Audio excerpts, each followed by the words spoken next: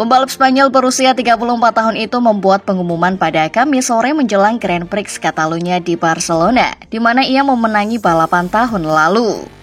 Kontrak Espargaro dengan Aprilia akan habis pada akhir tahun ini. Kakak Pol itu mengakui saat penandatanganan kontrak 2 tahun lalu bahwa ia berharap ini akan menjadi yang terakhir baginya. Meskipun mengatakan kepada media di GP Americas bahwa ia masih akan memutuskan apa yang akan ia lakukan pada 2025, nyatanya sekarang Espargaro memilih untuk mengakhiri karir balapnya.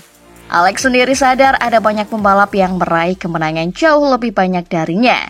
Tetapi dengan bekerja sangat keras walau tak punya talenta seperti kebanyakan pembalap, Alex membuktikan bisa mencapai level yang tinggi.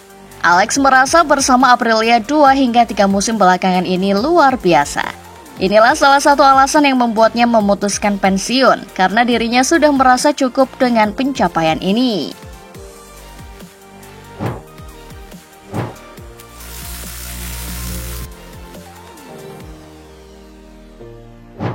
Marquez merefleksikan kepercayaan diri yang meningkat sejalan dengan hasil yang dipetik dalam 5 seri pertama kalender MotoGP 2024. Ia mengincar kursi pabrikan Ducati bersaing dengan Jorge Martin yang kokoh di puncak klasemen.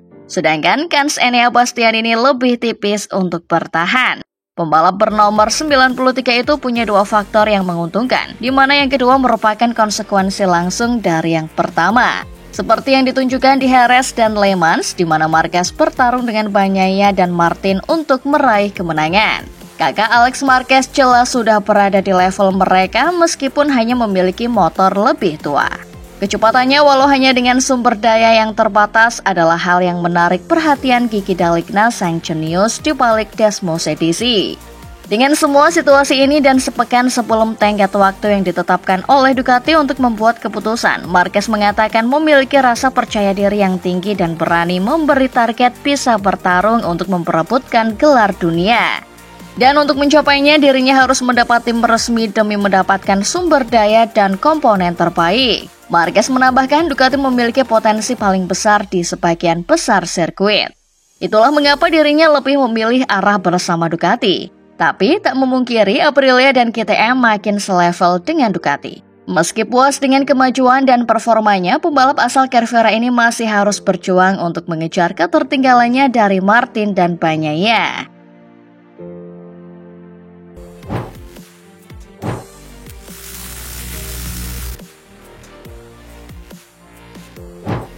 Sesi praktis MotoGP Catalunya digelar di sirkuit de Barcelona, Catalunya. Alex Espargaro membukukan waktu terbaik 1 menit 38,562 detik.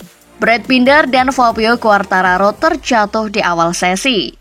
Jack Miller sudah mempertajam catatan waktu Jorge Martin di sesi latihan bebas pertama dan memimpin sebelum setengah jam sesi berjalan. Memasuki 15 menit terakhir, para pembalap mulai fokus ke catatan waktu. Miller langsung tergusur ke posisi 4 usai dilewati Jorge Martin, Alex Espargaro, dan Maverick Viñales. 10 menit tersisa di sesi, Franco Morbidelli naik ke posisi 2 disusul Francesco Bagnaia di posisi ketiga. Pedro Acosta meramaikan persaingan di depan dan merangsek ke posisi 2 menggeser Morbidelli. Alex Espargaro merebut posisi terdepan dengan sesi tersisa 2 menit disusul Miller. Tapi Miller tak bisa mempertahankan posisinya dan dilewati Binder, Acosta, serta Bagnaia. Martin menempati posisi ke-6 diikuti Enea Bastianini, Morbidelli, Alex Rins, dan Viñales. Sementara itu, Marc Marquez harus puas berada di urutan ke-12 persis di belakang adiknya Alex.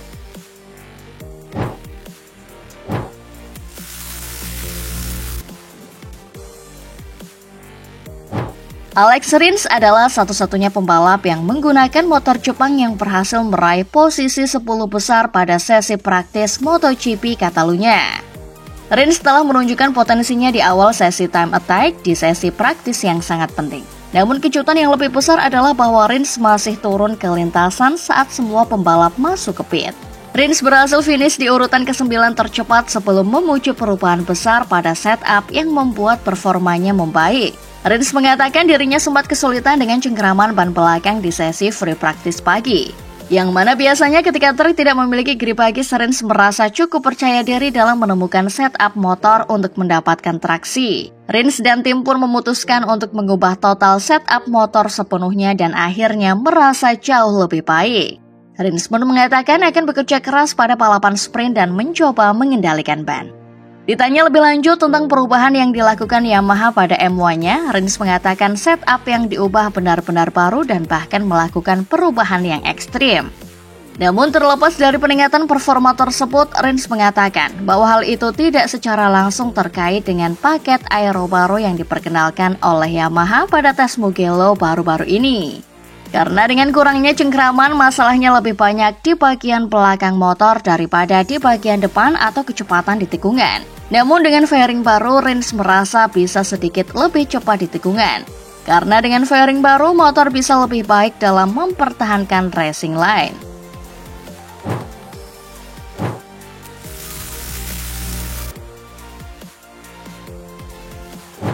Ada 4 rider Ducati yang masuk dalam 10 besar pada sesi latihan di Catalunya. Namun tidak ada satupun yang menggunakan motor GP23 MotoGP. Untuk akhir pekan kedua berturut-turut, Marc Marquez gagal mengamankan posisi 10 besar, sehingga ia harus menjalani Q1 pada hari Sabtu. Francesco Bagnaia tidak mengalami masalah seperti itu dan berhasil meraih posisi keempat, yang cukup baik untuk mengakhiri hari sebagai yang tercepat dari 8 pembalap Ducati. Membahas perbedaan antara motor GP24 dan 23, Bagnaia menjelaskan dengan gamblang tentang kelebihan motor tahun ini.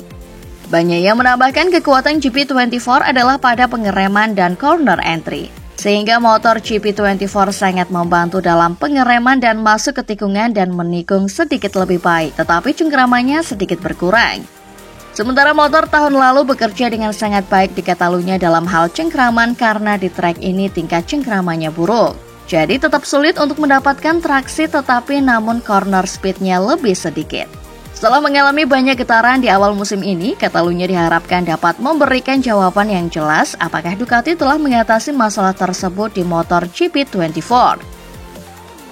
Dan meskipun daya cengkramnya lebih rendah dari Le Mans dan Jerez, tidak ada tanda-tanda masalah tersebut selama 3 putaran berturut-turut selama latihan hari Jumat.